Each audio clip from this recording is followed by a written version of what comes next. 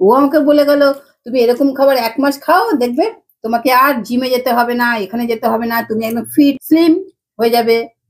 আর ওকে এইসব বলছো তুমি, রাগ করবে শুনলে? কি? ওই যে খেলাধুলা করে না, ভোতলা ভোতলা বলছো, শুনলে রাগ করবে না? না, ওকে আদর করে দিই। এই বয়সেই অনেকের দেখবে বড় হলে আস্তে আস্তে এটা খাবো না ওটা খাবো না, আবার কারোর খাওয়া বাড়ে। আসলে বাড়িতে সবাই মাটন খায়, ওর জন্যই চিকেন। ওর একটা অসুবিধা হয়ে যায় না ওকে নিয়ে। এই নাও তুমি। আমার খাওয়া শেষ, এই নাও আমি এবার আসি। বুঝলে, ওর খাওয়া শেষ হয়ে গেল। আমি দিয়ে দিচ্ছি কাকু। হ্যালো, অনেকদিন পর এলাম, এনাও কাকু খাও তুমি। আমি এলাম, ওর খাওয়া হয়ে গেল, ও চলেও গেল। আমি এলাম। ঠিক আছে, সাবধানে যাবি। হ্যাঁ তুমি খাও। হ্যাঁ এবার আমি খাই, শুরু করছি।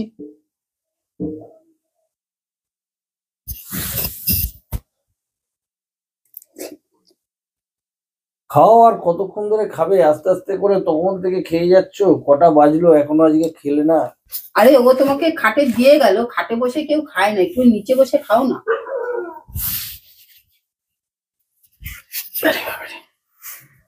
ওই জন্য তো এলাম। ও তো স্যাটারস্যাট করে দিয়ে চলে গেল খেয়ে দিয়ে। ঠিক আছে, আর খাই, আর কি করব, কিছু করার তো নেই। এরকম করছো কেন?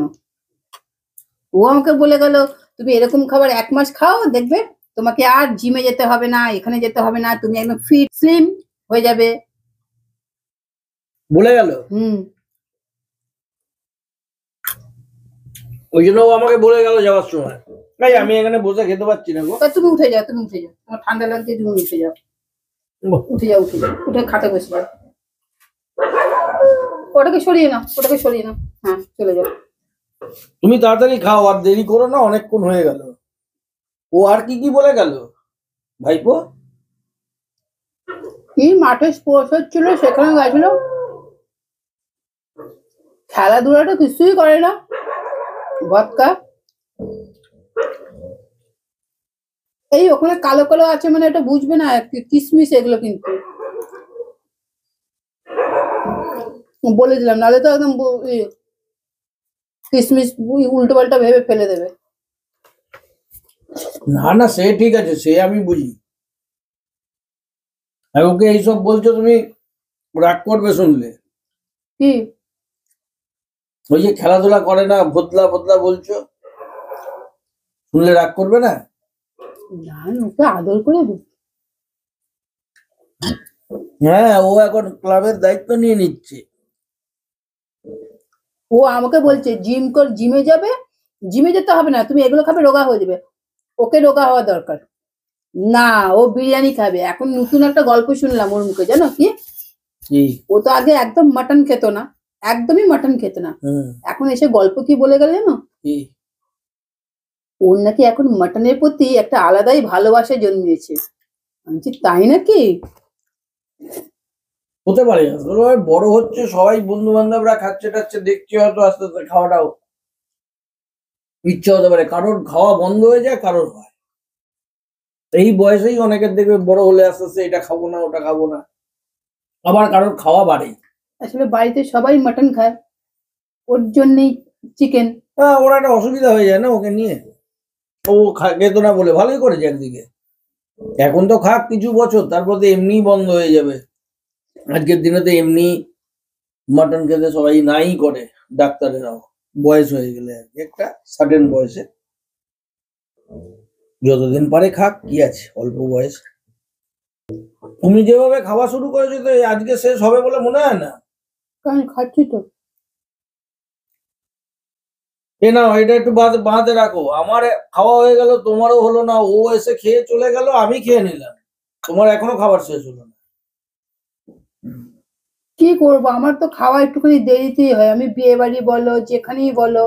তুমি বড্ড লেট করে খাও। তোমাকে দেখলে সবাই মনে করে তুমি হেভি স্মার্ট, হেভি কিছু, কিন্তু আপনারাও তোমার খাওয়া দাওয়া নিয়ে মানে তুমি এত করো না, সত্যি বাপ রে বাপ।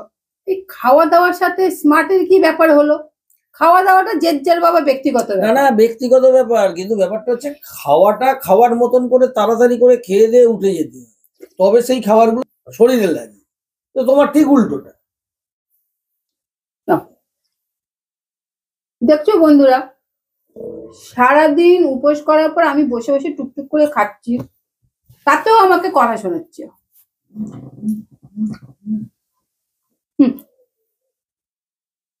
কি বলবো, হ্যাঁ আমি একটু দেরিতে খাই, আমার একটু সবকিছু দেরি হয়, বিশেষ করে খাওয়া দাওয়াটা, আর অন্য কোনো জিনিস আমার দেরি হয় না।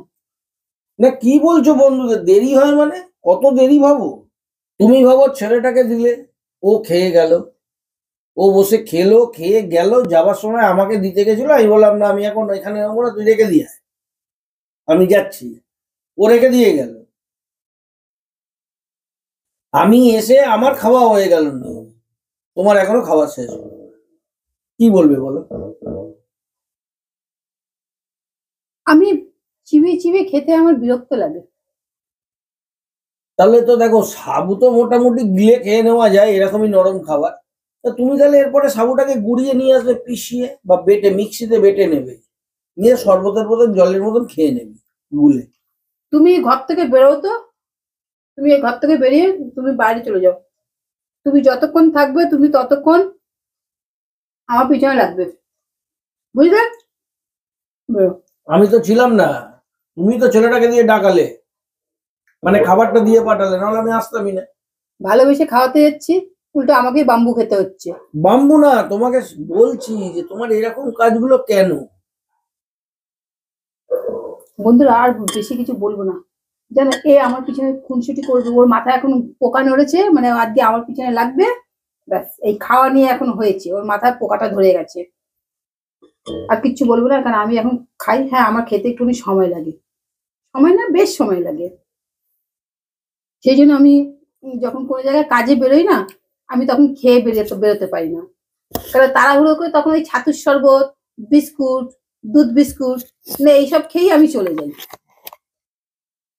তো ওই জন্য আর বেশি কিছু বলবো না, আমি টুকটুক করে খাই, সারাদিন খাইনি তো ওই জন্য এই সাবুটা এখন খাই, না খেলে মাঝরাতে খিদে পেয়ে যাবে।